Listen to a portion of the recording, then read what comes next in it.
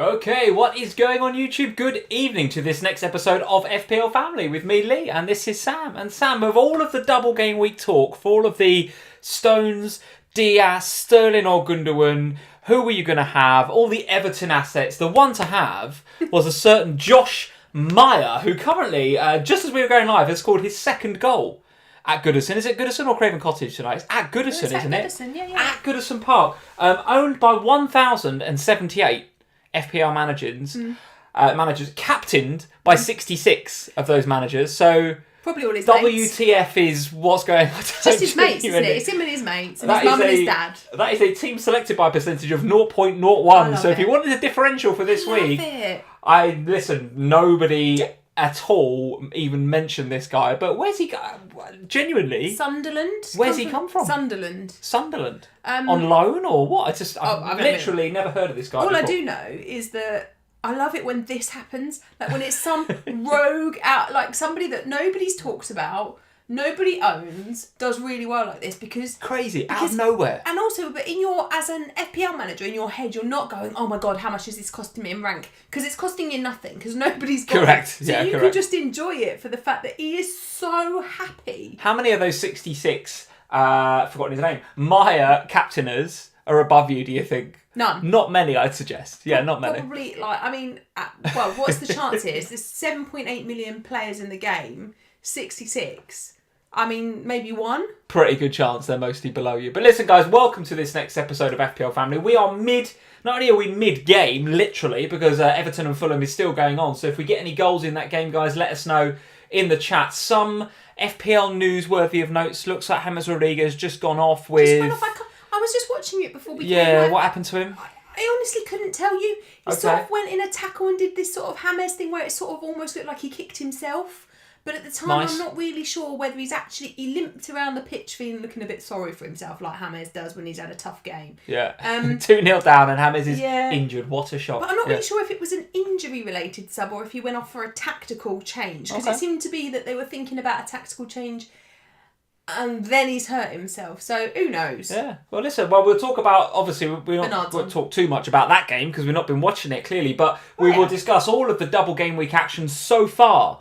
And I have to emphasise so far because we've got some fixtures still to go. Right? We've got fixtures. A big night tomorrow. Big night tomorrow with West Ham. You've got 3 West Ham in your team, which will be. I've still got 3 hammers. I know. We'll be talking about your team, my team later on, how we're getting on this week and how our overall ranks are affected by that. Someone in the chat has said, "Where's the shirts?" This was not on purpose, guys. We genuinely haven't done this on purpose, but yeah, neither of us feeling much like... Well, also, we didn't play today. Mine's in the wash. Well, that's it. I normally wear mine on game day. We wear them on match day. So I'll post you a picture of on Instagram later.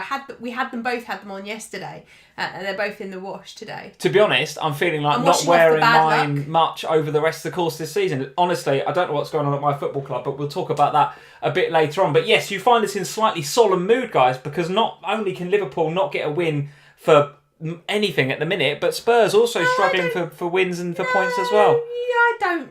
No. You don't feel like this is a bit of a dip out of the cart? A couple of defeats in the league? What's going on? We'll get to it later, but I actually thought we were all right. I just think Man City were Man City, and I'll tell you what, they have been phenomenal and continue to be phenomenal. And those around them obviously dropping points. I mean, if you can consider us still in the title race, we're dropping points. Of course, Leicester get the points. Title race? Manchester United drop points to West Brom this week, just today. So Man City must be looking down upon what's coming up and thinking, we are going to absolutely blitz this. And that is the title, guys. You'll see it in the thumbnail. Is it theirs to lose? Is it Man City's title to lose now? I want to know your comments in the live chat. I'd like to know your comments in the comments section below if you're watching the replay of this video. Is it now City's title?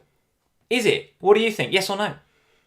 I think it probably is. I think it probably is as well. But let's get in the chat. Let's find out. Too many teams just dropping points left, right, and centre. They seem to be, don't they? Happy Valentine's Day as well, everyone. By the way. Yes, of course. Happy Valentine's Day. Yeah, happy Valentine's Day. We shouldn't forget that.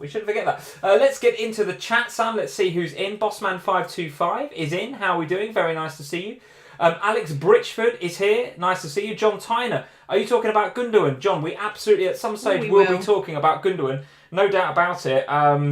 a lot of rhetoric this week about whether you should have Sterling or Gundogan, and I actually was punting for Sterling. I thought Sterling... Yeah, you did say that to me, didn't you? Yeah, I mean, listen, you said the way you've got that... a free transfer, do Salah to Sterling. Yeah, I know. I read an article on Fantasy Football Scout about how weak both Spurs and Everton were down that side. Now, the Everton game may play out like that, but actually Mourinho came, he just bought the game, didn't he? He bought Tanganga into the game, said to him, look, listen, be strong, you're quick, use your pace, don't worry about getting forward, just defend against Sterling. And actually, a lot of the threat came down the other side with Bernardo and Foden and Cancelo in that little triangle that gave Ben Davies some nightmares. But actually, Tanganga on that side did a reasonable job on Sterling for a majority of the game. Yeah, I agree.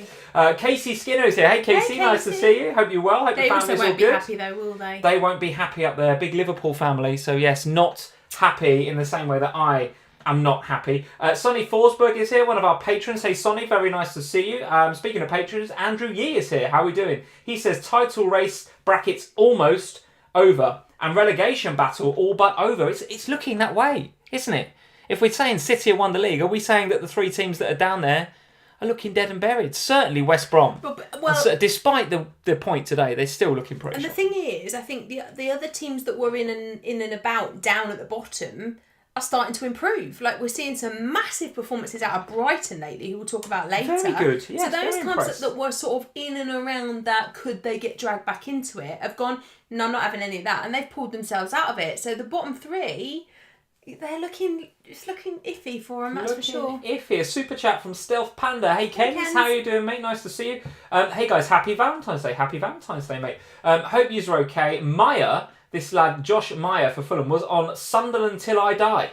And it was great too, I recommend. So I think that's a Netflix show, isn't it? Sunderland Till I Die, or is it Amazon Prime Video? I think it might be Netflix, actually. Not sure. So if you've got Netflix, you can check out Sunderland Till I Die. Apparently this kid was on here, so there we go. A bit of ITK there from Kent. Is it Madger? They were saying Madger on the TV. Is it Madger? Genuinely, I've got no idea. The commentator said Madger, but Madger. It might be. That might be wrong. We'll go with Madger. It's the commentators, they are. And Stealth also says Gondo, the hero, and what is Alisson at the moment? His head is gone, Kens. His head is gone, mate. And I think Kens is a Liverpool fan, right? So Kens, love to know your opinion in the live chat. But yeah, it does feel like Alisson is not in a good headspace right now. If there's one player we need to be in a good headspace right now, it's Alisson. And the games are going to come thick and fast for Liverpool. It's the Merseyside derby next. So goodness me, I mean, that's either going to really motivate them or it's just the worst game to go into. I just honestly don't know. Everton aren't looking much better. Well, they've been good up until today and then get beat by, Madger Maya. They're gettable at. They are gettable at. Their defence is, like you saw Spurs put 4 past them. We don't put 4 past anyone. Let's see. Liam Healy is here. How are we doing, Liam? Evening, Lee and Sam. Not a good weekend, and I think that's mainly, I'm not sure if that's an FPL statement or whether that's a Bristol City statement for Liam. Liam over in our Slack. Bristol City took a bit of a battering, I think, to our local club, Watford. I think they went to Vicarage Road and took a bit of a spanking, Liam. So sorry about that, mate. I hope Joe wasn't in there giving him some stick. I hope, Finley Badder giving Liam some stick in the slack. Derby, was it? A bit of slack stick, who knows? Stealth with another super chat. Thanks, Ken. Yes, LFC fan. Yes, I thought you were, mate. Yeah, absolutely. So, yeah, we'd love to hear your opinion, mate. What do you think's going wrong at the club? We'll talk about it in a bit more detail later on. What's going right at the club? Dylan Williams is here. Gavin Doyle is in. Hey, Gavin, nice to see you. Mark Dorney's in. He says, evening all. 81 points so far. Oof.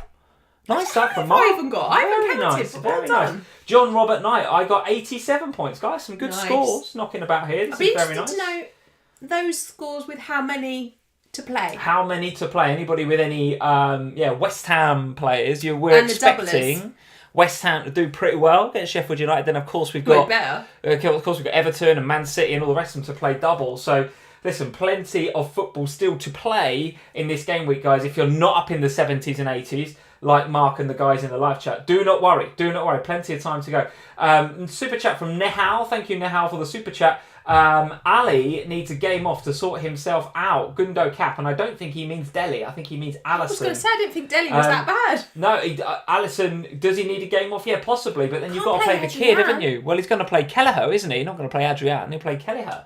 So, Nehal had Gundo captain as well this week, so fair play. That was absolutely Gundo, despite limping off with a bit of an injury, which we'll discuss in a second. Was the captain to have, certainly was so far, the captain to have this game week. 2 goals and assists for Gundo in what was another very, very good performance from him. Very good.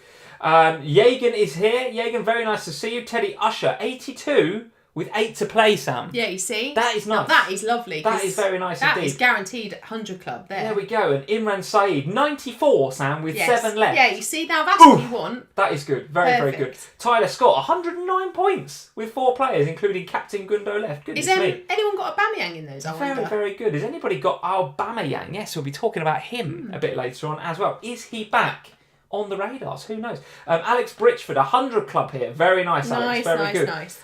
David Manuel says, all hail King Lowton. Lowton. What with a hero. 15 pointer. Was it 15 or 12? Was it 15 pointer for Lowton? Hasn't he not? He's not scored unreal. for... Is it ever? Or it was a ridiculous number I remember seeing that he's not scored for, and then he's just popped up with this goal. Bossman 525. Lowton the legend. There's a few Lowton owners out there tonight. Fair play if you've got Lowton. Absolutely sensational. I mean, to be fair, I was happy with Pope, but if you've got Lowton, and some people have got Lowton and Pope, absolute legends. Very nice, very nice. Mark Wall is just saying, Obama, no. Obama, no. He's quite clear. He's quite clear there, Mark. He's saying, Obama, no. Not feeling it. Mark Joshi is in. He's saying, I captain Lowton. I can't believe. No, I'm not having it. People will have done. I'm not having it. You captain Lowton. People will have done. No chance. Yeah, they will have done. No chance. Mark Jossie, if you genuinely have Captain Lowton, well done, mate. But that is an insanely risky pick if you have. There's a lot of Pope captainers, that sort of thing out there. There was, wasn't there? There was, no doubt about it. James Ward is saying he's the new Lord Lundstrom. Well, I don't disagree. Well, listen, plenty more football chat where that came from. Lord Lundstrom. Yeah, who is the new... Are we saying Dallas was the new Lord Lundstrom? I thought we were going for for Dallas. Because he got -1 today. -1 for Dallas this week. Anybody playing Dallas this week? Had a stinker. Josh played him. Got the book in as well, just to top it off. Not good at all, but you're definitely keeping it for that double coming up, aren't you? Well, definitely keeping it for that. Definitely keeping it for that. I tell you what, you want to see... Normally, I say you want to see my bench because there's a load of points on it. This week, which was due to be my bench boost week, you want to see it. There's nothing on it. Nothing. In fact, there's -1 on it. So you were considering the bench boost this week? Yeah, I feel like I've dodged a massive FPL bullet. Wow, okay. The only reason I didn't hit it was because I've got flags on, obviously, Dominic Calvert-Lewin. Everyone was flagged, yeah. Antonio, Diaz. Because I had so many flags, and even Pope for a while, I was like, I can't play it this week. But actually, in my head, I was like, oh, I really wanted to. Yeah, My goodness, I got 1, and -1 on it. Yeah, totally. I mean, so... Bench boosted for 1. The bench boost chip, you feel like it's burning a bit of a hole in your pocket? You sort of itching to play it, or...? Well, no. A little bit. Only because I've got 2 playing keepers at the minute, and I'm planning to not have 2 playing keepers for much longer. So I'm kind of a bit like, it's just, it might happen this week. Is one of those playing keepers Alex McCarthy? Yes, it is. Yes. Goodness me, Saints in bad form. 6 straight defeats for Saints. Not looking good. But equally, not looking they have got a double next week. So for a bench boost keeper, if he gets 2 and 2. That's still 4 off the bench. Is that enough for your bench boost chip, though? I don't know. Well, it is if the rest of them go mental. Super chat from Nahal, thank you. Any news on Antonio? Gundo won't play Everton, in my opinion. We'll talk about Gundogan and what looked like a groin injury to be confirmed. I think I haven't seen any news, unless you have. But Pep said it didn't look that bad, but we'd have to wait and see. Okay, pretty much rules him out of... Do they play a Champions League game before the next game? No. Presumably not. No, their Champions League is obviously a week after ours, right? Yeah, because Liverpool do play. They're in the other side. This week, as far as I'm aware, against Leipzig. Not in Germany, in Hungary, interestingly, because of some of the COVID travel restrictions. Gladbach in a couple of weeks' time. Yeah, a couple of weeks' time. Yeah, of course. Hence the double game week this week. Of course, absolutely. Any news on Antonio, though? Have you seen anything? Yes, he was back in training. Okay. So he has trained. I think he'd be all right, I suspect, because I think with Antonio, because it's a Monday night game, and therefore he hasn't actually played now for a week. Okay. I think he'll be okay. I worry about him a little bit, though. Maybe let's just touch on this here, because obviously we haven't got a West Ham game to talk about when we get to the fixtures. I do worry about him, though, because he is, honestly, like, every time I see him sprint, I'm like, oh, don't sprint, because I just feel like his hamstring can pop at any moment. I just feel like he's a muscular guy, right? And obviously... bit in the way that kind of Adama Traore is a little bit. I don't know, maybe I'm kind of stereotyping muscular guys here. I wouldn't know much about that myself, I hasten to add. Obviously their muscles are so highly tuned, these guys. When Antonio sprints, you just feel like he could ping a hamstring at any moment. And because of that, I do worry about him a little bit in my FPL team. I'm not saying transfer him out yet, but I do have a bit of a concern over him, I must say. Do you share that or not? I'm not sure. I mean, I have I think the thing for me is I have 3 West Ham players, which always feels like a little bit. It feels like a little bit too many. I mean, they've been in really good form, so it's okay. But I can see myself losing Antonio for the likes of Ollie Watkins over the next few weeks because of the double game weeks that we're going to have coming up for Aston Villa, and because I'm going to want certain King of FPL back in my team. Mr. Kane will be back in your team, I suspect. But the West Ham fixtures do look tricky as well. They've got Spurs next, of course, and then it's Man City away. Then Leeds in. Would that be the double game week? Let's have a look. No, that would be Man City potentially if they were going to have a double game week. Then Leeds, Man United, Arsenal. So the fixtures do look tricky. So to be trebled on West Ham might be something you start to think about coming off potentially. So. Yeah. Particularly at a time where other players. I know that Watkins blanked this week, but you know, with all the doubles that he's got coming up, it does feel like I'm going to end up back in the Swatkins web. Okay. Any love for Ingsy? As he's in tonight, he's saying Ings scored tonight, despite Saints' current malaise. Ings back on the score sheet, double game week next week. You're thinking about it, aren't you? You're thinking about it, I can tell. I don't think I can afford Danny Ings and Harry Kane. Okay. And there's certain priorities that have to be... You just have to have Kane in your team, don't you? There's certain priorities that need to be met. Pac-Man's in, he's saying Ings is a trap, don't even go I just there. hate... Yeah, I mean, I just don't know how far we trust Southampton at the minute. And I might have a Kyle Walker-Peters shape problem as he went off, didn't he? So. Yes, Kyle Walker-Peters. I've held him all this time. Throughout his whole injury, I've held him for this blooming double game week. He comes back for one game and gets injured again. What a plonker. Wow, let's briefly touch on that then. Here's the games from today. I'm just going to refresh this page because it hasn't got the Everton score on it. It has now. 2-0 at Fulham. Absolutely incredible. Has it finished? No, still going on, I think. The guys will tell us, I'm sure, if there's any more action in that game and or when it gets to full time. But it's still Everton 0, Fulham 2. But a quick touch on then, Southampton 1, Wolves 2. Because, obviously, as the title of this video suggests, we've got one eye on Southampton assets, no doubt about it, for next week's double game week. Leeds, of course, feel like most FPL managers are stocked up on Leeds in either 1, 2 or 3. I myself have got Dallas and Bamford, and I don't think I'm going to be adding to that, but we'll talk about Leeds later on. Rafinha looks nice. Rafinha does look good, I must admit. He picked up an assist from the corner, didn't he? One of the corners today. So yes, did look all right. However, Saints, though, 6 defeats back-to-back. Can we back them going into the double game week? Well, I mean, I'm on 2 of them. Yes, absolutely. Go on. So you're on Kyle Walker-Peters and McCarthy, the double defence, which doesn't look great right now. Especially against Chelsea. It's Chelsea and Leeds, isn't it? Chelsea at home, Leeds away. I mean, I don't see them keeping clean sheets in either of those. No, do I. But equally, I was at a stage a couple of weeks ago when the double got announced, where I was like, well, I've got 2 of them. I'm not going to take them out, am I? Like, I've got 2 that are about to play twice.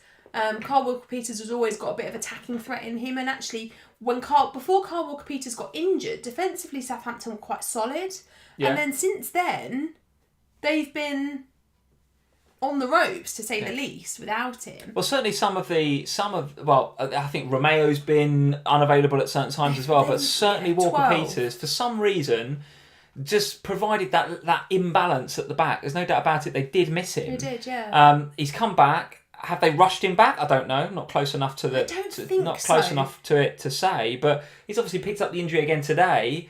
Let's assume he's out for a couple of games. All of a sudden, that imbalance is going to be back, and I don't trust them for the double game week. Chelsea ain't going to score many goals past Chelsea based on recent form since Tuchel's been there.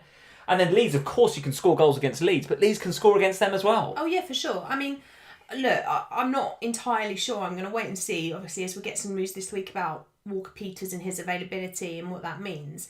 I will be reluctant to take him out if he's fit, just simply because it is a double, and I can take him out for a player that might not, can lose his clean sheet, and then even with him losing his clean sheets, he's still going to get 4. So actually, from that point of view, it's not worth a transfer on him at that point. Okay.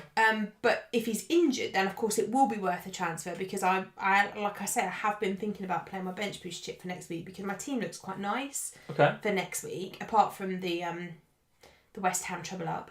But the West Ham treble up, I don't think will be there next week anyway. So. Okay, all right. Anybody from Saints that's really tempting you then bring in? Not really. I must admit, I'd love to hear your thoughts, guys. Get in the comments. Let us know in the live chat if you're watching us live. Armstrong's been quite consistent, but I don't know if you'd want to go there. the thing is, those 5 slots, and certainly in my midfield and in a lot of FPL midfields, they're quite important, they aren't are they? quite precious right now, and a lot of them are full. I appreciate there's a bit of a template forming as well, so if you wanted something a bit against the template, then you could go for Armstrong, but who do you take out of that template? Because as template as it is, it feels like it's performing reasonably well at the moment. That's the problem. And this season, the template, if there is a template, which there sort of is for some players, their ownership levels are so great that if you take them out and they bang, you are dead. Well, I think, so in midfield, despite Liverpool's malaise, Salah is ticking over. Yeah. So there's a lot of people sticking on Salah. 4 now. Gundogan, of course. Fernandes, of course. And then I have Souček. I've got no chance on getting rid of Souček because of how good a value he is. No. So then it's that last slot available for Armstrong. Well, in my case, that would mean getting rid of Heung-min Son for Armstrong, and I don't fancy doing that with Spurs with a potentially quite a brilliant looking double game week in 26 of certainly Burnley, but then either Fulham or Southampton to play Spurs in the double game week. So I'm keeping Son for that. If anything, thinking of adding to my Spurs maybe. I don't think it can be Fulham. We've played them. Can it not? We played them. Okay, maybe not. But you have got a pretty juicy looking double game week coming up potentially. Yeah, looking to be the Southampton. I mean, all I know is that I think with Southampton, it's very hard to pick somebody from that team. So I have 2. I wouldn't be rushing to get either of the 2 that I've got right now. No. But equally, I have them, so I'm not going to sell them if they're going to play because it doesn't make any sense ahead of a double. But there's nobody there that's really setting the world on fire. And I think even for the likes of Danny Ings, yes, I know he got a return today, but he's quite expensive and it's going to take up some budget in the front 3 where actually we've got the likes of Bamford and the likes of Watkins who, okay, both of them blanked this weekend, but both of them have been on really good form. So, I think there are, yes, you might get a little bit of benefit this time around from having 2 of them. But like you say, Chelsea, they've only conceded once under Tuchel and it was an own goal. So they're not going to concede loads of goals against Southampton. So Southampton aren't going to have an opportunity to score a hatful there. Now, yes, they can against Leeds. We've seen that from Leeds. But equally, I don't see it. I can see Southampton getting maybe 1 or 2 against Leeds, but not 5 or 6. Okay. All right. Super chat from Mark Dorney. Thank you, Mark, for the super chat. He of having a great game week right now, Mark. Brought Ings in this week, so happy. Yeah. So well done, Mark. He's not really looking at anybody else. Minamino was a maybe, but they were poor today. So... yeah, look, listen, I'm not backing them to go crazy against Chelsea or probably even score a goal against Chelsea. Can they score against Leeds at Ellen Road? Of course they can. But let's wait to see on Phillips because I think Phillips was a big miss at the Emirates today. Massive. Big miss for Leeds today. Then they come out of their double, Saints. They go into Everton. Everton away, Sheffield United away, Brighton at home, Tottenham away. So it's a tricky looking run there for Hasenhüttl's boys. And they're in this slump, right? They didn't look good today. I agree with Mark. I was looking at that game today, watching it, thinking, I want to watch this game because I fancy them. If they're going to get a result from anywhere to pull them out of the mire, it's Wolves at home. Because Wolves have been better recently, but let's face it, they're still having a bit of a difficult time. And they're missing some big players. So I'm thinking, right, Saints, going to win that game today. No one passed the audition for me, really. No. Only really Ings kind of grabbed my attention a little bit with the goal. It was a well-taken goal. But listen, enough about Southampton. Want to know your thoughts, guys. Who you're bringing in, if anybody, and if you've got Saints in your team already, like Mark has with Ings, what you're doing? You're obviously holding, you can't or then sell. Are you selling after the double? I want to know your plans. Wolves, from their part, they've got Leeds coming up next at home, which looks like a reasonable fixture. Then Newcastle next. So the next 2 look okay for Wolves. Is this a turning point for them? Are you looking at Neto or anybody like that, or are we still treating them with a little bit? Are we keeping them at arm's length a little bit, Wolves? Yeah, I mean, I'm not sure. Did they just come up against worse opposition today? Yeah, I think so. Like, yes, they looked all right today. Neves looked all right. Neto obviously scored a lovely goal. But then they still frustrate, right? I'm not sure with Wolves is my honest answer. I think, if you're a Kilman owner though, some people will be delighted with Kilman today if they've played him, comes on for a 1, saves Dallas coming off the bench. Sure, yeah. But that 1 point cameo again for Kilman, it's becoming a difficult own if you own Kilman, I think. Yeah, and I had him at third sub, but sold him coming into this game week because of that. Actually, he's a kind of a dangerous pick. He'd done back-to-back 2 pretty good games. got some points and some starts and some minutes, and you're thinking, right, well, I might play him then away to Saints. And I just thought, no, I've fallen into that trap already twice this season. I don't want to do it again. And I would have had I not sold him for Luke Shaw this week. So Saints 1, Wolves 2. A lot to discuss from that game because of what's coming up for Southampton. Let's go to the other team that double then. Arsenal 4, Leeds 2. And I'll tell you what, Mr. Aubameyang back with a vengeance. Pierre-Emerick Aubameyang. Obviously had a bit of time out because of, I think he's had some bereavements in his family. He's had to kind of mentally adjust to that, and he's had to kind of, grieve over that. But from the pre-match comments that Arteta was saying, it sounded as if he'd got over that now, and he did look, he looked happy playing today, which is great. That's what you want to see. And of course, Leeds, I think, made it a bit easy for him, in all honesty. Yeah. I mean, certainly... Wesley, what is Wesley doing? The goalie? I know he's a young lad. He's a young French goalkeeper, a lot of promise, but goodness me. And who am I to talk about goalkeeping howlers in the last couple of weeks? But honestly, Meslier... I thought you were going to talk about personally. Looks a bit of a liability, to be honest with you, in that goal for Leeds. But, of course, what's in front of him doesn't help.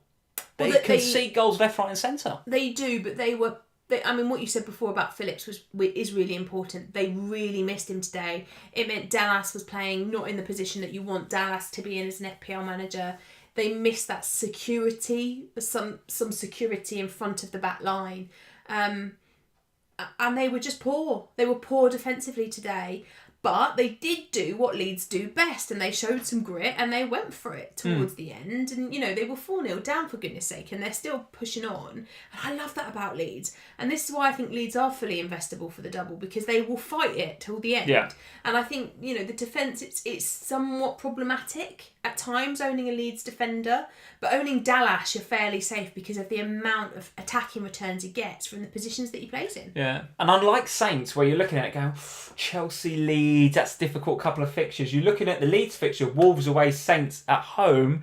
Given the current what's going on at Saints right now, and Wolves, did well this game week against the Saints.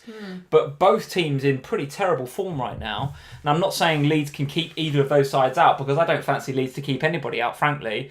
But if you've got Bamford, you've got Dallas, you've got Rafinha, I don't think this result at the Emirates today is putting you off holding on to any of those two, both in the double or after, because they come out into Villa, West Ham, Chelsea and Fulham, which again doesn't look too bad, although there are 2 trips to London in that 4 game weeks. And there was a stat on Sky Sports, I don't know if you spotted this. Unbelievable. There was a stat on Sky Sports that flashed up before the Arsenal game about Leeds' record against London sides when they travel to London.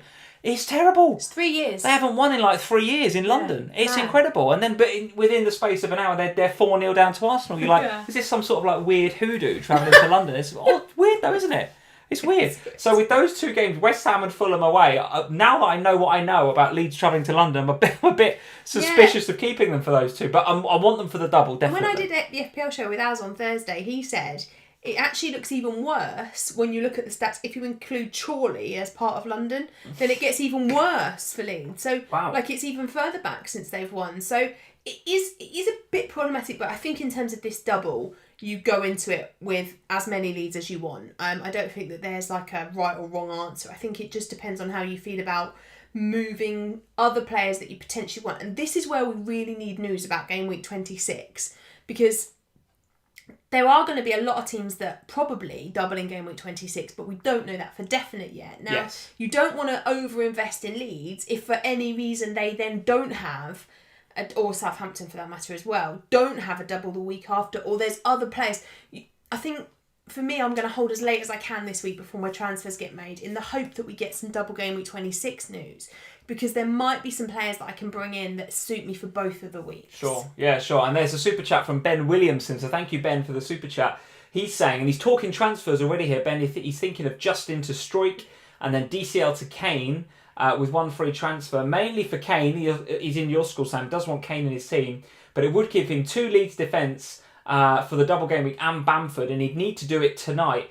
My suggestion, Ben, would be hold off on that. I don't know how you feel about that, but I certainly, for the next game week, and I know we're coming up to a game week where we've got doubles like Leeds and Southampton that we want to invest in, but I am looking out for as much information as I can about game week 26, the coming game week, because there are lots of doubles coming up in that potentially. One thing I will say about Spurs is that they cannot double in 27 or 28. Right. Because of the Europa League.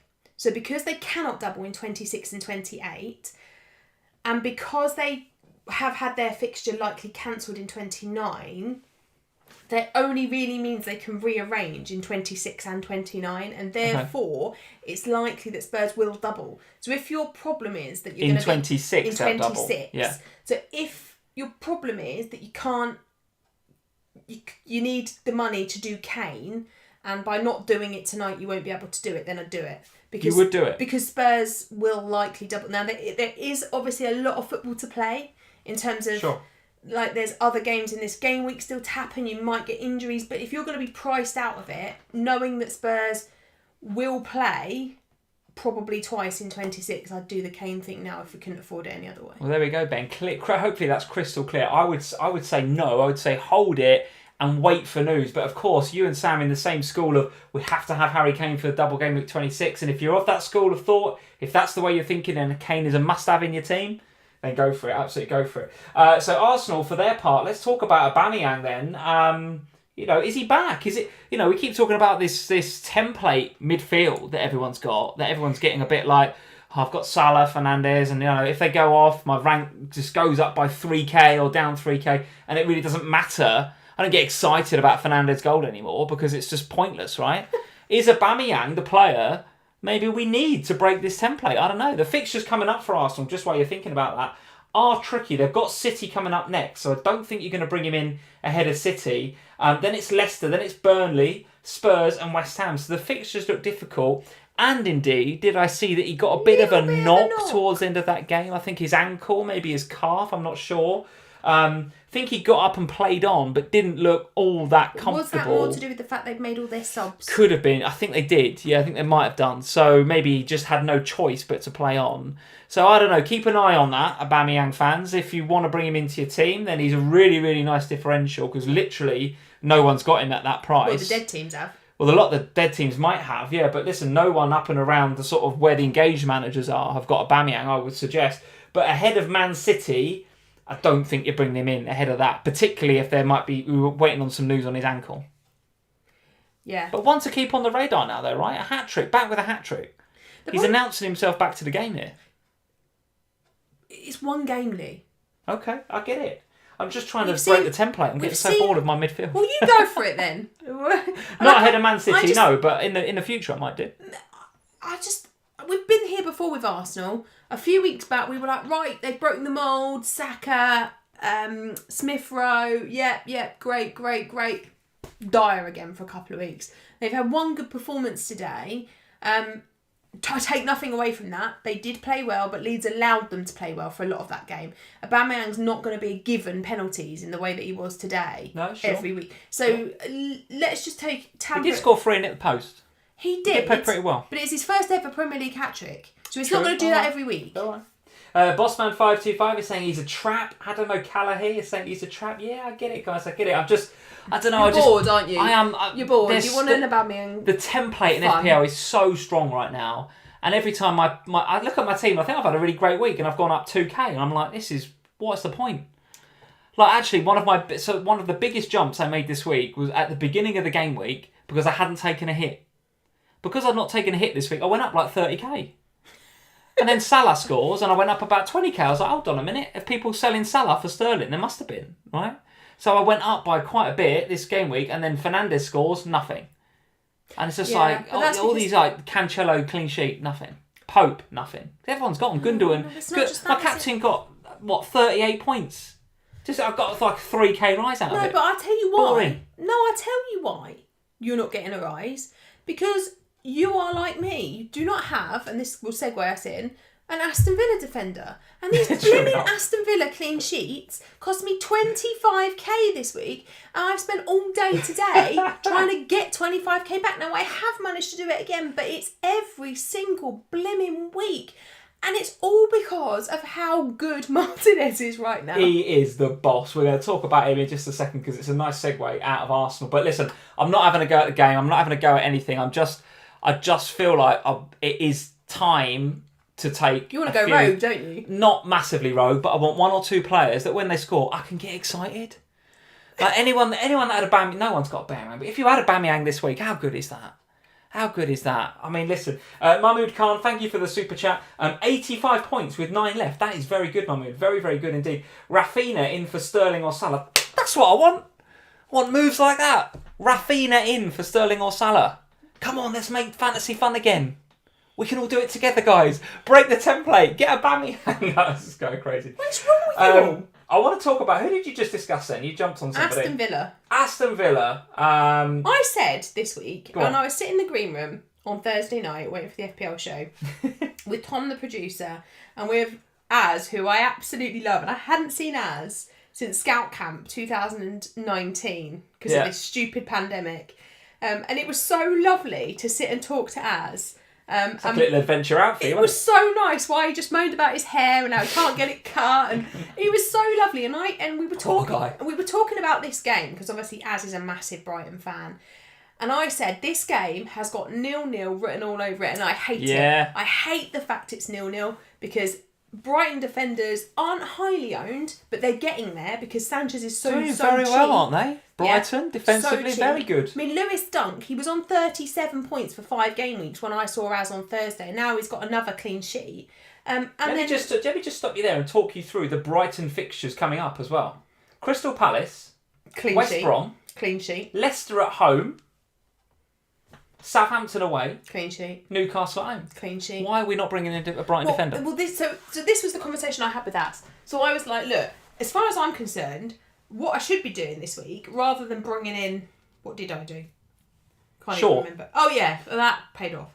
But rather than kind of faffing around with, extra Man City players, because everyone was trying to talk me into that this week, and I was having none of it. Now I might be wrong on that, but hear me out, because I'm looking at Aston Villa and Brighton, both of them, but particularly Brighton with the fixtures they've got coming up, and of course Martinez, because it is what it is. He's so good, isn't he, Martinez?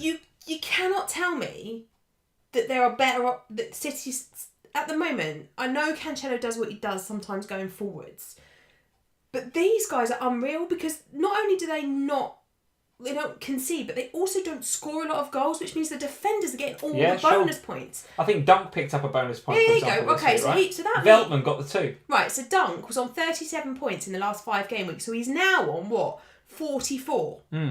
I mean, that is ridiculous. They're doing great. Ridiculous. They're doing great. So, for me, I'm looking at these guys thinking, there's clean sheets looking like they're everywhere, particularly for Brighton in the next few weeks. They don't look like they're going to score a lot of goals either. They'll get 1 or 2 here or there. Just because it's Brighton, they haven't got a lot of firepower. Yeah, exactly. And that means, and actually, a lot of the firepower comes from Dunk with his set piece. Aerial play. So I'm looking at Lewis Dunk, thinking, cheap? Why not? Why the hell not? Yeah, some other players worthy of note, by the way. Crosses in the box this game week so far.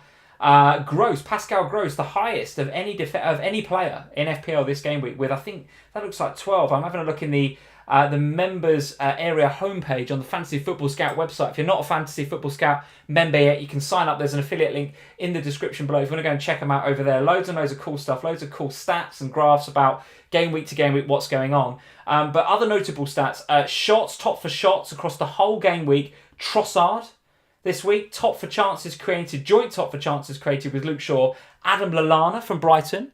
So the point of all this is to tell you, Brighton were bloody good, and they were probably a bit unlucky not to win that game. You're talking about lack of firepower. Because they came up against Martinez. But Martinez is like a brick wall for Aston Villa. Absolutely incredible. 9 saves, 3 bonus points, 40 on the BPS system, 5th overall in the whole game week, across the whole game for BPS. Absolutely incredible. I am convinced that Martinez is basically a 2 fingers up at Arsenal job, this. Because he's basically... definitely part of it, yeah. He's basically gone, you've made me sit on this bench for however many years it was. He's there for years. However many years it was. And he's turned up at Villa, they've gone, there you are, there's your goal. And he's gone...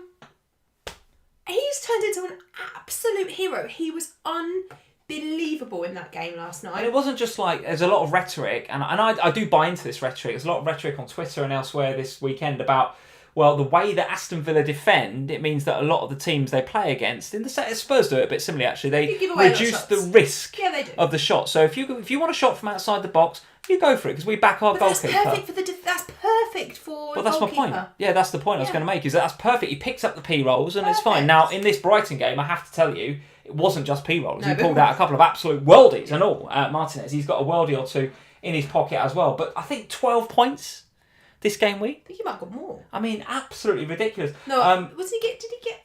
I don't know. But it was unbelievable. And it was, you look at it and you go, there will be a lot of FPL managers out there this week that had Nick Pope and Martinez, because of they would have bought in Pope for the double. And we've benched Martinez again for the second week in a row. Now, it is getting to the stage with Martinez where if you buy into Martinez, you just have to play him. Because I think you're right. Even if he doesn't get a clean sheet, he's going to get save points because that's what he does. He often gets bonus points because that's who he is. I am getting to the stage with it where I was kind of trying to be a bit clever with my goalkeeper picks. Not really because I thought it was a good idea, but just simply because I was a bit like, well, I've got Pope for the double and he's got West Brom next week. Sure. And, sure. it'll be all right, I'll go with that. And then maybe I could just bring in Matt Target instead. No. Okay. I don't think you can just bring in Matt Target instead. I think you have to bring in... You can bring in Matt Target, of course, but you just have to have Martinez, it feels like now. Well, they've got Leicester at home next week, and then it's Leeds in the double game week with potentially either Everton at home or Sheffield United away, I think is the combination of fixtures. You guys can tell me if I've got that wrong. That looks like a nice double for Aston Villa, doesn't it? And then after that, Aston Villa have got Wolves at home, Newcastle away, Sheffield United away. I mean, I must admit, I was just waiting to get these 2 double game weeks done, and then I'm going to pounce on Villa. Game week 26, if I haven't wildcarded by then, game week 26... Well, I think I could potentially game wildcard either next week or the week after, ready for the double game week. What? Maybe. I haven't decided yet. But whether I wildcard or not, Villa are coming in. And even attacking-wise, because despite the 0-0 today at Brighton, those fixtures look ripe for a Watkins or a Grealish. Now, again, Watkins, in the same way that we've seen with a few players and we've mentioned already today, hobble in a little bit around that game. Certainly in the first half, I think he shaked it off and he was fine in the end. But I don't know whether the fatigue might be starting to get to these guys. I don't know. Maybe not. I don't know, but you just maybe looking into it too much. I think just get Martinez. I think you just have to have Martinez. I still really like look at Ross Barkley, and I wish Ross Barkley was a forward because it would make my life a lot easier. Yeah. Because the defence, we've talked about the midfield already, but I mean, I know. I can sit here now and say that I'm going to go into game week 25 still without a Villa player, because I won't be bringing him in for next week, and I will sit through that game praying that Leicester score. Yeah. And it's horrible. It is absolute torture. Well, go on then. Let's talk about Leicester. Let's talk about Leicester 3, Liverpool 1. I'll give my feel on it in a second. I think you guys can probably guess how I feel about it. But go on. What's your view? How did you see the game? I thought Liverpool played really well for 70 minutes. I thought they were back. I said to you before the game, didn't I, that I had a really good feeling for Liverpool this week. I thought that the week, I know it wasn't really a week off, but a week without midweek football I thought would have done them good. The new guys would have had a bit of bedding in time with the defence, etc, etc. Yeah. For 70 minutes they were great. Salah scored an absolutely lovely goal. Beautiful assist from Firmino. Perfect. It was like, right, you kick on from that. And then Alisson, it was just mistakes again. Silly individual mistakes. And as soon as a mistake happens, their heads go. And they're so unlike Liverpool. But my view, and I might be wrong because I'm not a Liverpool fan and I'm by no means not an expert in Liverpool, but I feel like maybe Liverpool have always had this in them to mentally go. But last season, they had a full-strength side pretty much all season. Very few injuries, very few problems, and they went from strength to strength every game. And rhythm, it was momentum, everything. They were on a roll. Everything was going the right way, and they never really had to deal with things going the wrong way. So they always believed that they would win, even if the games didn't look like they were going to be won. They had the belief that it would be won. This year, it's different, and you saw it as soon as that first goal for Leicester went in. As soon as that first goal went, they went. Yeah. Their heads went. It was almost like they thought, oh, it's gone now. Yeah. And they just Here we gave go again. up. Here we go again. Yeah. And it was embarrassing by the end because Leicester literally, credit to Leicester, because they could have gone the other way when they conceded. They pounced on it. It's difficult. But the thing is, for me, I've said this for a couple of weeks now, I don't think you can own the Liverpool defence. They're too expensive for what they are. Just go for a Villa defender instead and be done with it. Or go Brighton, for goodness sake. But Salah, for me, I think you still have to hold him. It's 4-4 for Salah now. He looks threatening. He's getting in the right areas. They will come good. Well, the thing for your Liverpool assets now is that it's the Merseyside derby next, right? Well, which is a game where anything can happen. Everton look like they're starting to get it together. Then I think you guys can tell me in the chat whether it's full time or not at Goodison. They've obviously got another game to go against Man City before they play in the Merseyside derby. But it's the Merseyside derby next for Liverpool at Anfield. Then it's Sheffield United in game week 26 with a potential double with Chelsea. So I think I've again got my combination right. So Sheffield United, Chelsea potentially. Then Fulham, then Wolves. So you're looking at those fixtures, and I totally hear you. I for some reason I've still got Robertson in my team, but I'm looking at Sheffield United, Fulham, and Wolves, and I'm going, maybe I should keep him. I don't know. But we've equally just said that Fulham, they look good looking tonight. All right. Yeah, looking all right. And you just said a minute ago when we talked about the Wolves game earlier, have they turned a corner? Now, Sheffield United, I take your point there, but equally at the same time you've got Sheffield United. Who have Brighton got? Brighton have got West Brom. Yeah, totally. Yeah, I totally agree with you. I mean, listen, for what it's worth, it was a massive collapse. A massive, embarrassing collapse, no doubt about it. I agree with you. For 70 minutes, it looked all right. Great, and even before the Salah goal, the game was sort of heading a bit towards a 0-0, wasn't it? And I was thinking, okay, well, if we get a 0-0 here, that's fine. Then Salah pops up with the goal, and you're thinking, right, if we can hold this, that'd be great. Yeah, kick on. And even if we don't score again, hold on to the 1-0, that would be fine. I absolutely would take that. And then Thiago... what is he thinking? I know that he does the foul, right? And I was sitting there, wasn't I? I was ripping into Thiago left, right and centre yesterday because I'm starting to feel like he's a problem in that side. And I'll talk about that. I did a bit on that in the OHANA actually last Friday. If any of our patrons want to listen to last Friday's OHANA, go back and listen to that. I did do a bit about Thiago and why I think he's a bit of a problem at Liverpool. And yes, he is the guy that does the foul, which could have been a penalty just outside the box, whatever. But the way that Barnes walked past Trent again... Trent, it's an apologetic piece of defending from Trent. Yeah. And all the way through the City game, Sterling had Trent on an absolute slice of bread. It was awful to watch. Like, Trent didn't even bother. And Thiago made the foul, and yes, he is prone to that. We've seen that. He is rash, this guy. There's no doubt about it. The pace of the Premier League is too quick for Thiago right now. Even players like Harvey Barnes have got too quick feet for Thiago right now. I'm not saying anything against the Bundesliga because, or even the French league, right? But European leagues are different to the Premier League. The Premier League is way quicker. You don't get the time on the ball that you get in the other European leagues.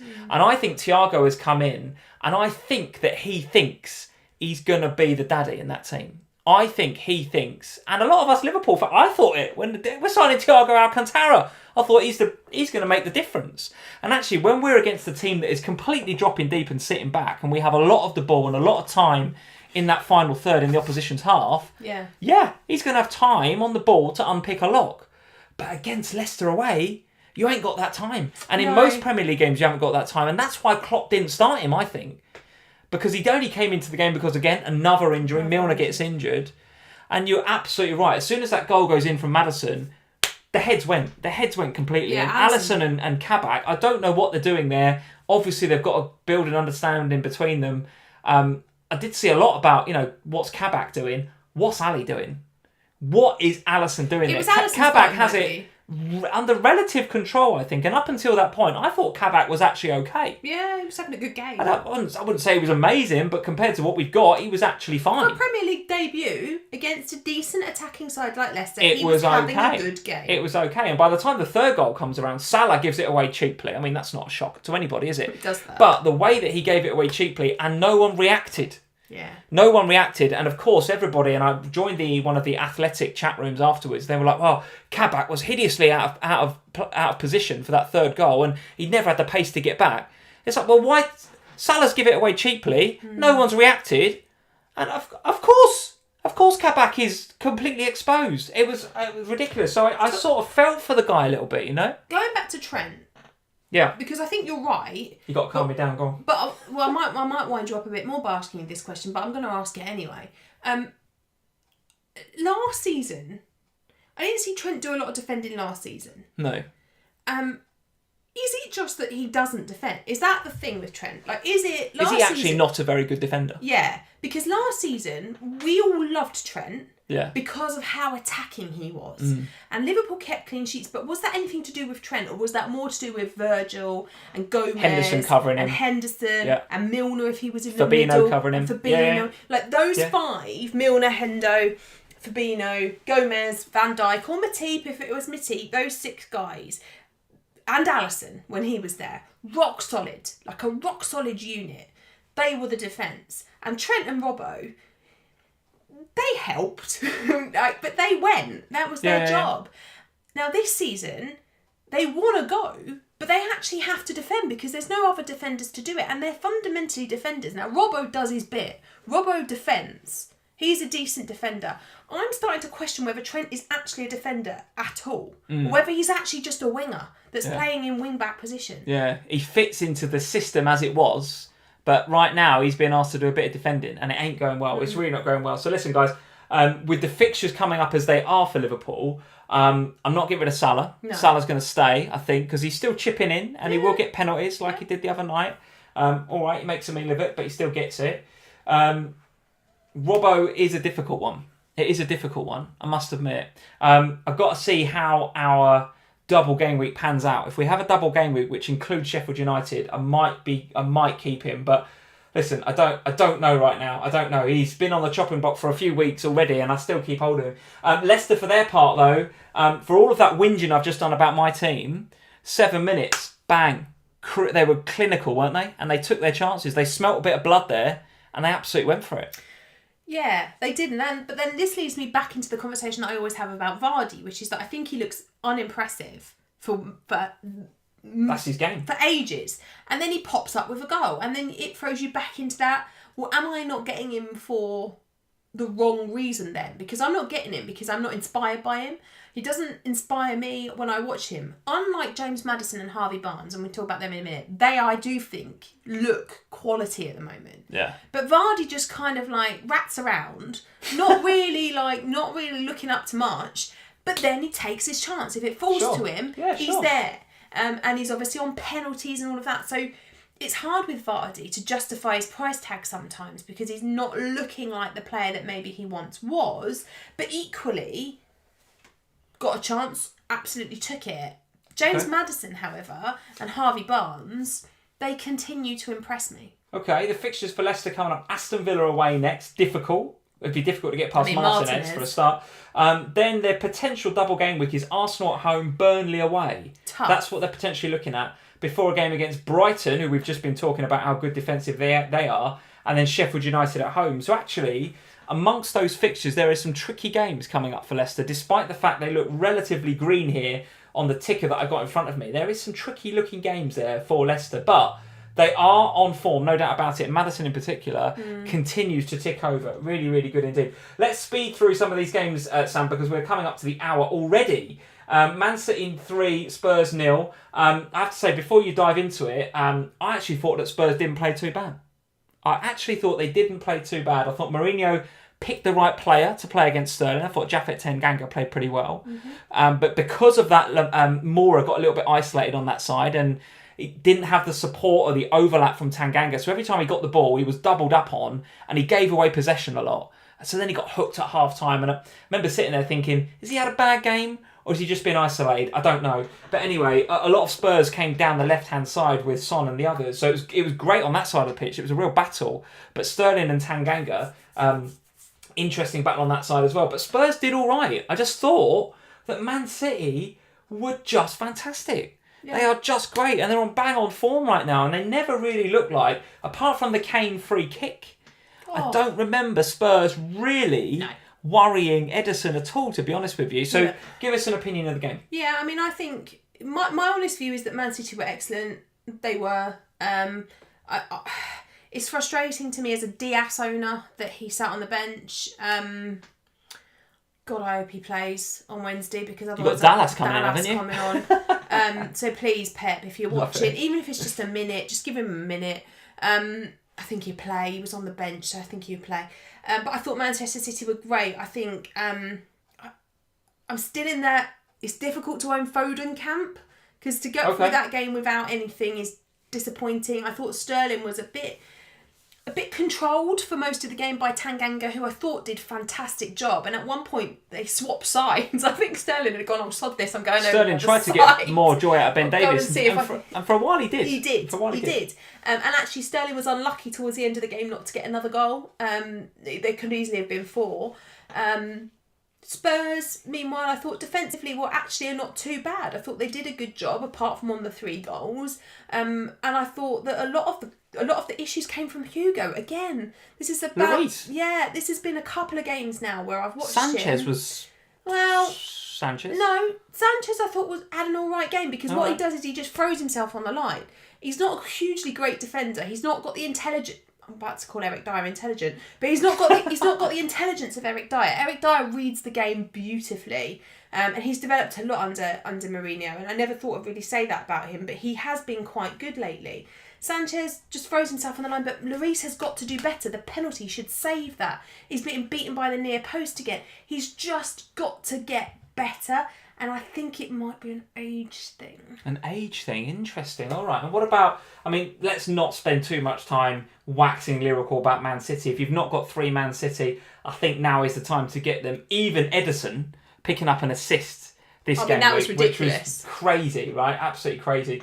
Very, very well taken goal from Gundogan, that one. But also his second goal, again, his first goal... The guy just appears out of nowhere in the box. He's absolutely ridiculous, this guy. Definitely the league's form midfielder right now. And a quick answer on this then, because you still are on just Diaz and Gundogan, yet your team is doing very well.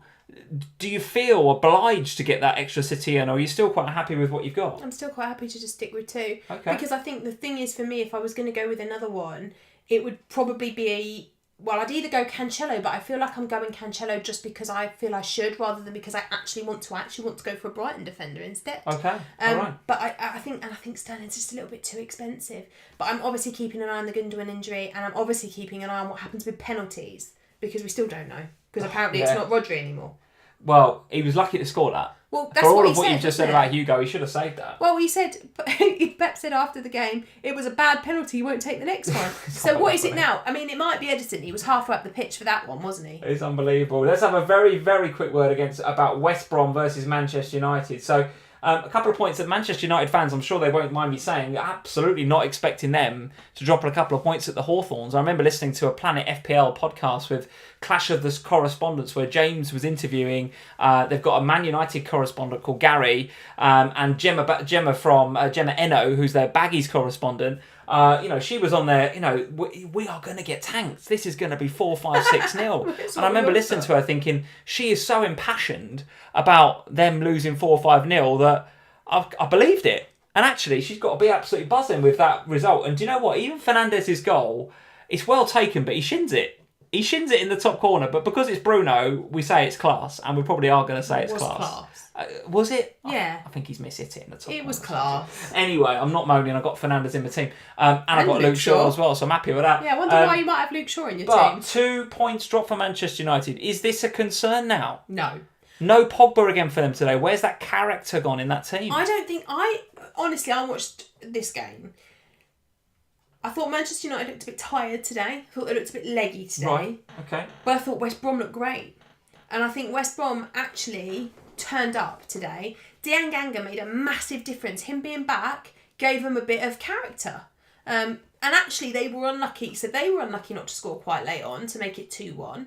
And Manchester United were unlucky not to score quite late on through Maguire with an unbelievable save from Sam Johnson. It was what a good goalkeeper. I mean, love this guy. Great. We talk about Meslier, but Sam Johnson, who's come up as well, looking absolute quality. But a super chat from Mahmood Khan. Thank you for the super chat. He's a United fan. Says United fan here. Lindelof is guff.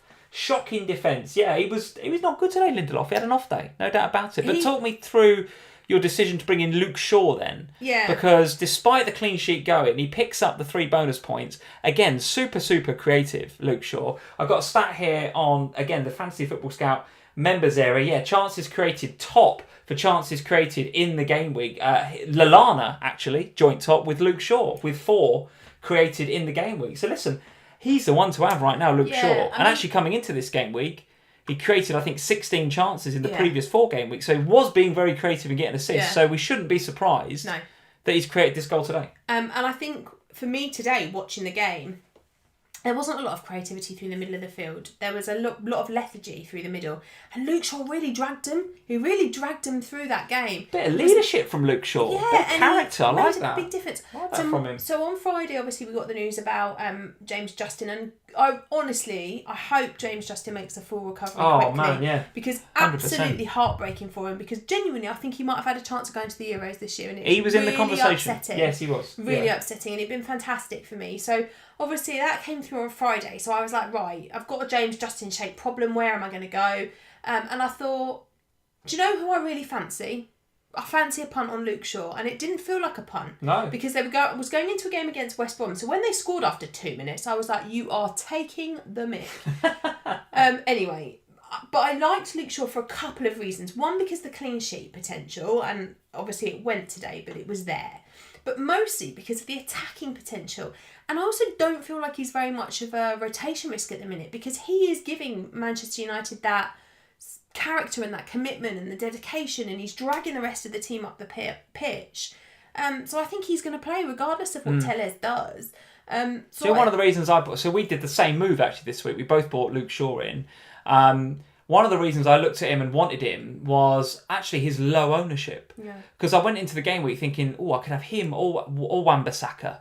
And actually Wan-Bissaka got a couple of goals recently. And then I saw Wan-Bissaka was like 16% owned, and I thought, no, so I've got to differentiate my team. I've got to start picking low ownership picks if I've got the choice between one or the other. So that was purely why I went for it. It was a make fantasy fun again pick. And I like him because I think he's playing really well. He's playing in a Manchester United side that have got plenty of goals in them. They've got really nice fixtures coming up. A nice looking double game week in 26 we expect, with Crystal Palace getting rearranged. Chelsea and Crystal Palace potentially for them. Now, Chelsea haven't been scoring a lot of goals. Okay, they also haven't been conceding a lot of goals, but Crystal Palace aren't scoring any goals, so there should be a clean sheet and goal and potential goal involvement in that game for Luke Shaw. So I looked at the fixtures and thought, no, he looks decent. So Luke Shaw came in, and I'm really pleased. I'm really pleased with that decision, and in some ways, it was almost better, but for us as Luke Shaw owners, because the rest of the Manchester United backline lost their clean sheet. Yeah, 3 bonus points. We got an assist and 3 bonus points out of him, so you can't knock that. He looks good. And the Manchester United fixtures, as you've suggested, Newcastle at home next. Yeah, without Callum Wilson for probably 8 weeks. Without Callum Wilson, so they're going to be a bit blunt. You'd expect Newcastle. Then it's the double game with Chelsea Crystal Palace, as we suggested. Then it's the Manchester derby where anything can happen. Then it's West Ham and Crystal Palace. Oh, West Ham, I should say. It is Palace in 29, but we're assuming that gets put into 26. So, yeah, some reasonable fixtures coming up for Luke Shaw to get some points at both ends of the pitch. There we go, Sam. Those are the games. There's probably stuff we haven't covered in there, but we are running rapidly out of time. Of course we need to have a look at the teams for this week. Let's have a look at the teams for this week. Here's my team for this week so far. So plenty of football still to go, as we said before. 79 points right now, and that's a green hour of about 60k. Nice. So I'm pretty happy with that. Like I say, my main jump came from the beginning of the game week. I remember looking at it for the first time when Salah scored. And yeah, because I didn't take a hit and because Salah had scored, I just went up about 40k. It was unbelievable. So all of a sudden, not taking hits. How many to go? Well, let's see. I've got Souček and Antonio to play, like most have. Then I've got my 3 Man City to play again. Yeah. And that is... Pope, of course. I've got Pope as well in goal. So what's that, 4 6? to play, then 6. Yeah, so 6 still to play in the game week, which feels okay, right? Feels okay. That's 79 points, 114k. But the reason I keep labouring to this hits thing is I couldn't believe how much my rank went up just from not taking a hit. Mad. And I feel like every time I look at Fantasy Football Fix, a lot of managers have got a lot of money to spend, and not being funny, with the situation we're in right now, everyone's got a lot of time on their hands. So what happens to FPL managers when they've got a lot of money in the bank and a lot of time on their hands? We make transfers, right? We make a lot of transfers. There's a lot of hits knocking about at the minute. I think, I don't know, you guys can tell me whether you're seeing that in your mini leagues. Let me know in the comments below. But I feel like the biggest jump I had this week was not Gundogan's 38 points or, Fernandez's 9 points. It was, I didn't take a hit. So automatically I'm up sort of 20, 30 places. At a time when hits are not just for those reasons that I've mentioned, tempting, but we've got double game weeks. And then, next week's a double game week and the week after. And then we've got 29 to plan for. So a lot of hits being taken at the moment. I think if you can just use your free transfers and plan ahead so that you don't have to take hits, that counts for a lot in a game week nowadays. I would suggest, that's just my feeling on it anyway. So obviously Gundogan I'm happy with. I was toying between him and Fernandez. It was very close. I was very close to Fernandez and discussed listening. This, didn't we, on Saturday morning? Well, yeah, and actually listening to Gemma on the Planet FPL Clash of the Correspondents, it was she that was like, I was like, she was so passionate they were going to get thumped. I was like, Fernandez looks like such a great pick. But in the end, I remember having a chat with you, and I spoke to a couple of people, some of my mates actually on WhatsApp, and they said, look, he's the form. It's a regret player thing. It's right like now. I said to you, wasn't it, on Saturday morning? It's that was it. thing. Yeah, you said if Gundogan is the form player in the league right now on a double game week, if you don't captain him and he goes big, you're gonna regret it. Yeah. And I was like, you're right. Yeah. So that was what in the end just about swayed me, but I was very close to doing Fernandez. Don't get me wrong. I hadn't swayed Don't you get me wrong. Yeah, I know, right? So obviously I'm hoping Diaz plays against Everton. Son coming off the bench for 2 wouldn't be the end of the world, but don't really want it. Expect them -1. I've got Luke Shaw in this week. Happy with that. Obviously Fernandez continues to do Fernandez things. Bamford a bit of a letdown. I thought he might get something at Arsenal today, but nevertheless not selling him ahead of a double game week. Dallas is going to stay firmly on my bench unless Antonio and or Souček have a problem in tomorrow night's game against Sheffield United. So I am, fingers crossed, really hoping that Antonio plays because I don't want to be in the same Diaz situation that you are. And again, it comes down to, and this is, it's Robbo is hurting me every week at the minute. Yeah. He's hurting me, and it's blind bloody faith that's keeping him in my team right now. And a look ahead to these fixtures, I'm finding it hard to get rid of him now with these fixtures. But as you quite rightly say, both Brighton and Aston Villa look better defensively, and the fixtures look all right as well. So he might be the one that makes way. You wait till I tell Jules that I'm selling Robertson for Dunk. That is going to be a savage move. It's going to really feel wrong. You're going to make her year. Oh, so she'll be delighted with it. I've no doubt about it. But so 79 points, up to 114k so far with 6 to play. So that's okay. I'm okay with that. I'm absolutely okay with that. Let's talk about your team. 74 points. But you have the West Ham trio to play. You've got Creswell, Souček and Antonio all to play. And then you've got Pope, Diaz and Gundogan as well. So you've actually got the 6 again, same as me, to play. There are so many opportunities for blimmin' Dallas to come off my bench. That -1 could be making an appearance, couldn't it? That would be unbelievable if the first time someone comes off my bench all season it's for -1. If Antonio doesn't play, I think there's going to be a lot of Dallas coming on. Well, if Antonio doesn't play, I'm going to get Calvert-Lewin first. Right, okay. It's only if Diaz doesn't play that I'm going to get Dallas. The rest of them I'm quite happy with. The Nick Pope transfer feels like a good one, and he's good for next week as well. Yeah. Luke Shaw, great, happy with you. So talk me through that decision then very quickly. Nick Pope, I believe, has got West Brom at home next week. Yeah. Yet McCarthy's got a double game week. Yeah, I'm going to bench boost. So, you're gonna bench boost next week, are you? I think so. Well, I was going to bench boost this week. Thank God I didn't. Look at the state of the bench. But I was going to bench boost this week, and then the flags talked me out of it. There were so many flags on my team. Well, you saw it on the FPL show. I had 5. I was like, I can't bench boost this. It's too much of a risk. I'll wait it out for next week because I've got double Leeds and double Saints already. Sure. I've got Pope with a nice fixture as well. I don't want to really bench him. I've got the rest of the team, apart from the West Ham boys playing Spurs. The rest of the team looks quite nice. Yeah, sure. For next week as well. So I'm looking at that thinking, well, I've got Robbo third bench at the moment for next week. Robertson third bench. See, and this How is wrong why is that? This is why you got to sell him, mate, for goodness sake. So I think what might happen is I'm going to obviously keep an eye on Carl Walker-Peters' news. If Carl Walker-Peters is a doubt, I'm going to take him to Dunk. Nice. Okay, like that. Because that'll give me Dunk for the rest of the season. And to be honest, the way that Southampton... Not Villa, not Target. No, because I'm going to go Martinez the week after. All right. So my plan after that will be then... So I think I'm going to go this week. Dominic Calvert-Lewin to Kane. Kyle Walker-Peters to Lewis Dunk. I mean, where is this coming from? Lewis Dunk. And then that leaves me with an okay team for a bench boost for this coming week. It means I've got a lot of exit at the London Stadium in that West Ham and Spurs game. So let's hope it's a high-scoring affair like it was last time we played each other. You can have Kane, Son, and 3 West Ham players. Yeah, but that's all right. It'll be high-scoring. And then the week after, that looks like a really nice triple captaincy. Treble captain for presumably Harry Kane. There's only one person that's ever going to get my armband. So you're playing 2 chips in the next 2 weeks. That is the plan. That's the current plan. That is the plan. All right, guys. Well, look out for that. Obviously, get following Sam over on Instagram at FPL Family. Over on Instagram, and you'll find out what you're doing. Yeah, I don't have my triple captain. I do have my bench boost. I must admit, I'm tempted by next week because I've got Robbo third sub. My bench does look pretty good, I must admit. But I wonder whether I might save it for 26 in the actual double game week. But listen, we'll see. But 74 points with, 6 to play. Yeah. Up to 56k. Green arrow this week. Happy days. Take it.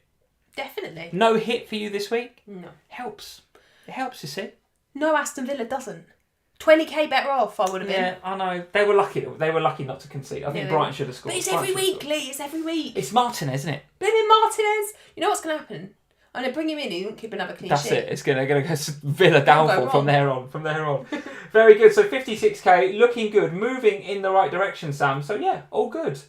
Keep climbing. Keep on climbing. Well, there we go, guys. Thanks for joining us tonight on FPL Family. Hopefully you had a good game week. Let us know your scores and what you are planning to do next game week. It's nice that you've got your plans already laid out. There's so much football to play between now and when the next game week kicks off. I'm absolutely sure it'll change. It might do. It will do, but you've got to have a a little bit of a plan. I was going to bench boost this week. I didn't do it. Yeah. You know, I'll let you know if I'm doing it on Friday. So possibly 2 chips in the next 2 weeks for Sam. It'd be so fun. Where are you going to be? 56k? What are you aiming for?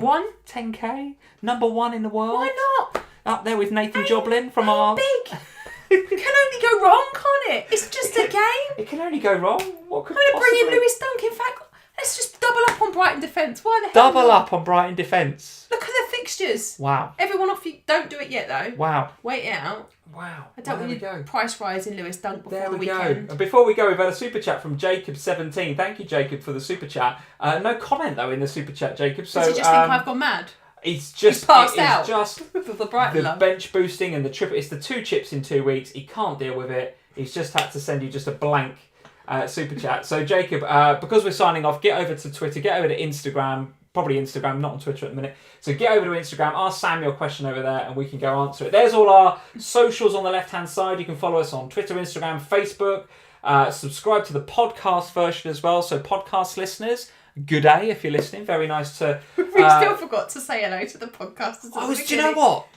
This week I actually said to you, right, remind me when we go live on Sunday to say welcome, thank you for watching and listening. So it's my fault? There's some joint responsibility. There's definitely some joint responsibility. But no, listeners, thank you for listening to the podcast. If you are listening to the podcast, what's going on with FPL shows and podcasts this week? Official shows and podcasts? Anything going on? You're doing the official show this week. Am I really? Official podcast, anyway. Am I doing the official podcast or the show? Podcast. The podcast you're doing this not week. Planning any trips to Oxford, I don't think, this week. No, I think am I there the week after? I think I'm there the week after. Yes. Or you Let's might. Say yes. One of us is there the week after. I think. Let's say yes. But yeah, so you're doing the pod this week. I am. There'll be another Scout the Game week, of course, this week. Oh yes, very good. From FF Scout. And I've got a pundit article out this week. I think it is out on Thursday morning. So we haven't done a Sam versus Lee on FF Scout for a while. I think there might be one this week. This week, Sam versus Lee. But you can read all about my potential bench boost strategy in my next pundit article. Nice to have this that week. back. Well, there we go, guys. Thanks for joining us. As ever, we'll be back this time, same time next week, Sunday at 8:30. Until then, leave us a like before you go. If you're new around here, obviously hit that subscribe button and the little notify bell so that you know when we're live next. Well done this game week. Look forward to the next double game week and the one after that. I suspect by the time we see you this time next week, we will know a lot more about how double game week 26 is shaping up, and we will have a lot more for you on picks around that particular, what feels like quite pivotal double game week in the FPL season. Guys, well done this week, and I'll see you soon. Cheers. Bye, guys.